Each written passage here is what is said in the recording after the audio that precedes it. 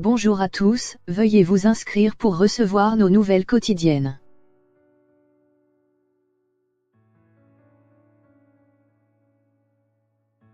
Acte 19D, Gilets jaunes, les propos du gouverneur militaire de Paris sur l'usage du feu font enfler la polémique. Le général Bruno Le Ray a déclaré que les militaires mobilisés pourraient aller jusqu'à l'ouverture du feu en cas de danger.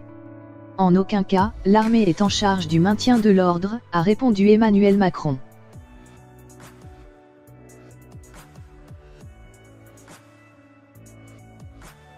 Des militaires de l'opération Sentinelle, mobilisés lors de l'acte 19D, Gilets jaunes, samedi, et une polémique qui n'en finit pas.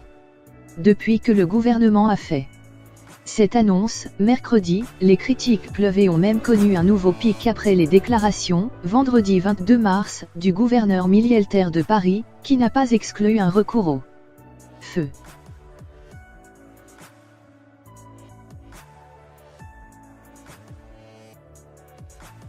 Depuis 2 jours, le gouvernement tente d'expliquer que les soldats ne seront pas appelés à faire du maintien de l'ordre et ne seront pas au contact des manifestants. Mais le général Bruno Le Ray a tenu des propos n'allant pas tout à fait dans ce sens, sur France Info.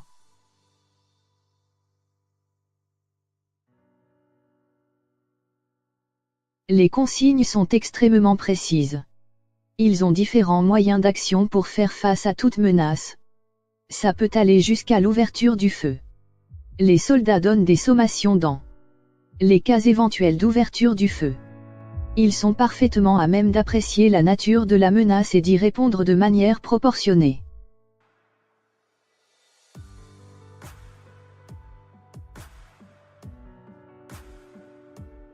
Les militaires pourraient tirer, si leur vie est menacée ou celle des personnes qu'ils défendent, a-t-il poursuivi.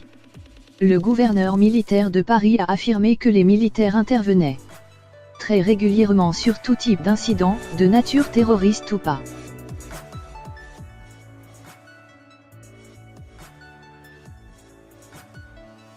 Emmanuel Macron a réagi à la polémique, depuis Bruxelles, sur ce sujet. J'ai vu beaucoup de mauvaise foi, beaucoup d'approximations et beaucoup de faux débats. Il a défendu l'idée de faire appel aux militaires pour ce qui est leur mission, la lutte contre le terrorisme et la protection des sites sensibles, pour pouvoir décharger policiers et gendarmes de ces missions.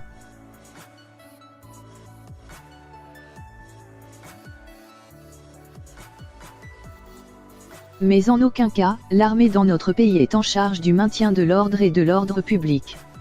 C'est un faux débat absolu. Ça n'a jamais été le cas ces dernières années et ça ne sera pas davantage le cas. Ceux qui jouent à se faire peur ou à faire peur à certains ont tort.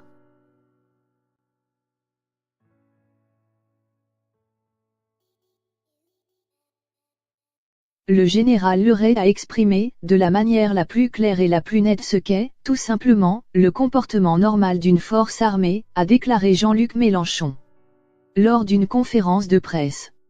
L'honneur de l'armée est d'être celle de la République et du peuple.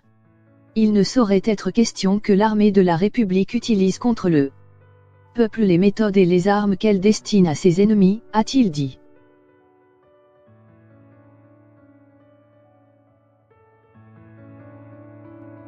Il a demandé aux militaires, quand bien même ils en auraient reçu l'ordre, qu'ils ne tirent pas. Dans le même temps, il a appelé les Français à se mobiliser et à manifester samedi. Plus tôt, le chef de file de la France insoumise avait aussi demandé, solennellement, au Premier ministre, Édouard Philippe, de venir s'expliquer devant l'Assemblée nationale sur la mobilisation de l'armée.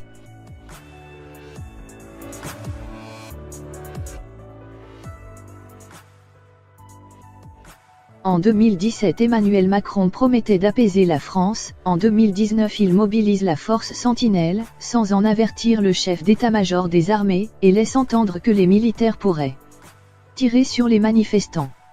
Le macronisme fracture et abîme la France, a réagi le député Les Républicains Éric Ciotti sur Twitter.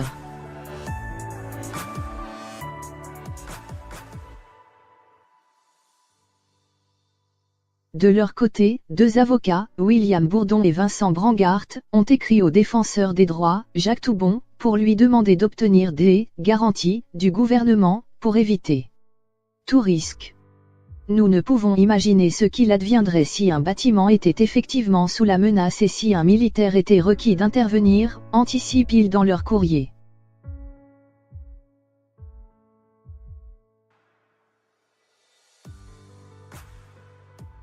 L'opération Sentinelle mobilise 7000 soldats en France. Les soldats protègent des sites religieux, synagogues, mosquées, des lieux particulièrement exposés aux risques terroristes ou très fréquentés, lieux touristiques, gares. Ils sont présents de manière quasi permanente dans certains endroits, comme les aéroports ou les musées.